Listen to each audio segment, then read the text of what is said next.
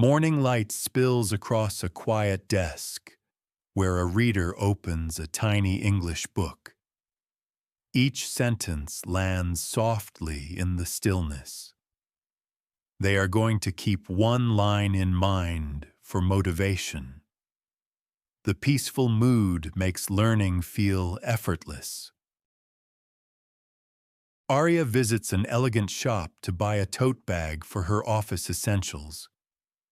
She hesitates because the salesperson speaks advanced English. She says, "I need something light and durable," and receives perfect recommendations. Arya feels grateful her English helped her choose wisely.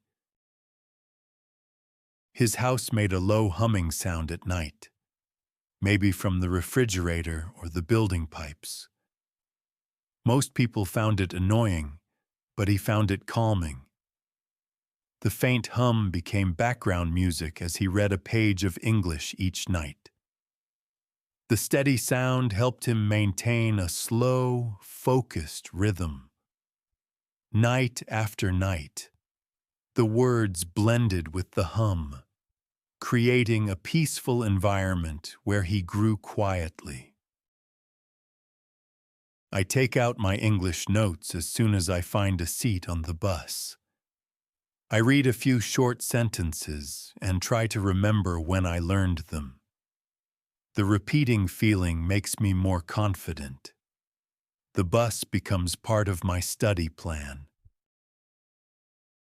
Birds sing lightly as someone reads under a tree. The sentences feel peaceful and bright. They are going to whisper one new word to memorize it. Nature becomes a supportive classroom. Chloe wants to ask Daniel for study advice. She hesitates over advice. She says, "Do you have any study advice?" Slowly. Daniel shares some tips, encouraging Chloe. Emma takes a long train ride and brings an English novel with her. She reads slowly, trying to pronounce each new word correctly. Sometimes she whispers sentences to practice fluency. The quiet journey makes her feel peaceful and motivated. Through the cafe window, people hurry past with serious faces. Inside, a learner quietly describes them in simple English phrases in their mind. They are going to turn one of these little scenes into a short paragraph tonight. The world becomes less distant when it can be described in another language. Daniel shares a short English podcast he listened to. He explains the main idea in simple words. Members ask him what he learned from it. He feels proud summarizing in English. At the vegetable area, Hoa tries to understand English labels like organic, fresh harvest, and no pesticides. She reads carefully and chooses a bag of organic carrots. She feels happy that English helps her make healthier choices. Michael joins the free-speaking segment of the club. At first, he worries he might make mistakes, but he talks about his day slowly and clearly. The group claps for his effort. Jason practices natural conversation with another member. They talk about weekend plans. He speaks slowly but feels relaxed. The simple chat boosts his confidence. Ethan wants to confirm his reservation and asks Sophia. He fears mispronouncing reservation. He says, "Is my reservation confirmed?" Slowly. Sophia checks and nods. When it was time to pay, The waiter explained the bill in English. I only understood the numbers, not the details. I signed anyway, feeling slightly worried. That moment made me want enough English to understand exactly what I'm paying for. I wanted to find the official taxi line, but the signs confused me. I asked a guard in English and understood only half of what he said. I followed the direction and found it eventually. That moment proved that even half-understood English can still help. Some mornings, before the sun rose too high, he stepped outside and sat on his porch. The cool air brushed against his face as he opened his English story and read a page. The freshness of the morning seemed to wake up his brain, making the sentences easier to follow. Those early pages gave him a sense of clarity that lasted the rest of the day. In that cool air, English didn't feel like a challenge. It felt like a gentle beginning. The waiter stood by our table, pen ready, waiting for my order in English. My friends had already ordered smoothly. I felt the pressure of every second passing as I searched for the right words. That uncomfortable silence convinced me I must train my English speaking, not only reading. Lan reaches the cashier and suddenly realizes she picked the wrong flavor of yogurt. She feels nervous about asking in English but decides to try. She says, "Sorry, I chose the wrong flavor. Can I change this one?" The cashier agrees kindly, and Lan learns that using English helps her correct small mistakes instead of silently accepting them. Emma tells Mark she feels tired this week. Mark listens and says it's okay to rest. She feels understood and thankful for his gentle tone. On her way to work, Mai shares a taxi with a foreign co-worker.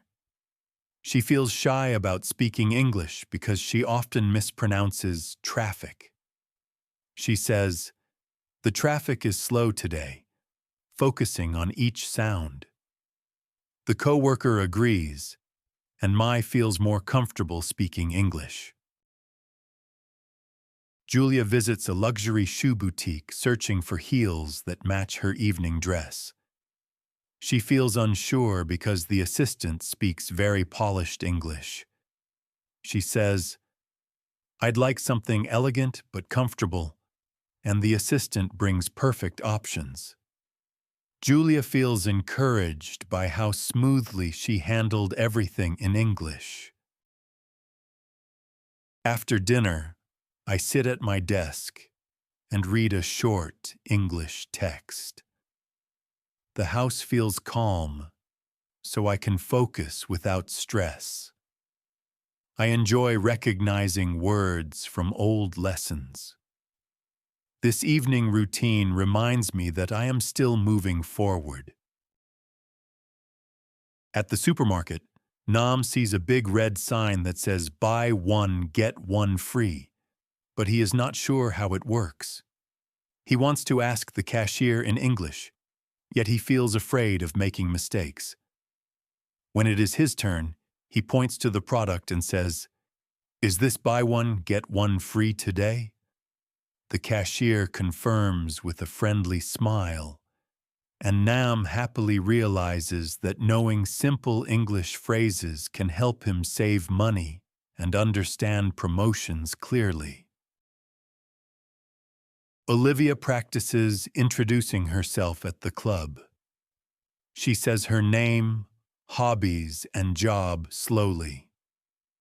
Other members clap and praise her clear pronunciation. She feels proud of her improvement. Michael chooses a random topic from the board. He speaks for 1 minute using simple English. Members listen and nod. He feels proud finishing without stopping. While waiting in line at the supermarket, Min stands behind a foreign shopper struggling with their bags. Min wants to be polite and decides to say something in simple English. He smiles and says, "Take your time, no problem," which makes the person relax and smile back. Min feels warm inside and understands that using English at the supermarket is not only practical, but also a way to show kindness. While pushing his cart, Bao suddenly worries that the supermarket might close soon. He sees a staff member and decides to ask in English, even though he feels a little shy. He says, "What time do you close tonight?" and waits for the answer. When he learns he still has plenty of time, he relaxes and realizes that one simple English question can remove a lot of unnecessary stress. Noah ends the chat with a gentle goodbye. He thanks Sophia for the nice conversation. She replies with warm words. Noah feels good about connecting in English. At the fruit and vegetable area, the supermarket requires customers to weigh items by themselves. Lan stands in front of the weighing machine, reading the English instructions, but still feels unsure. She asks a staff member, "Can you show me how to use this scale?" The staff patiently explains the steps, and Lan discovers that speaking English, even just for help, makes her more active and independent. Michael asks Anna how she studies languages. She explains her simple routine. Michael tries her method the next day. Leo visits a premium sneaker store to upgrade his weekend outfits. He feels unsure because many terms are in English. He says, "Do you have something clean and minimal in white?" And the staff shows him several great pairs.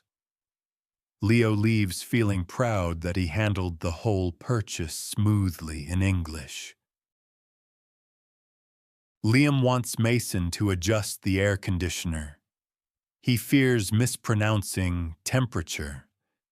He says, "Can you change the temperature?" Slowly. Mason helps him, and Liam feels more confident. Daniel describes a beautiful place he visited. He uses easy adjectives to paint the picture. Members appreciate the details. He feels more expressive. Olivia shares a beautiful moment from her week. She describes it using simple adjectives. Members respond with warm reactions. She feels happy expressing her feelings. My first English presentation felt like speaking to a wall made of unfamiliar words. I knew what I wanted to say, but my mouth couldn't follow my thoughts. I felt disconnected from my own message. That experience showed me that English is a bridge I must build, not avoid.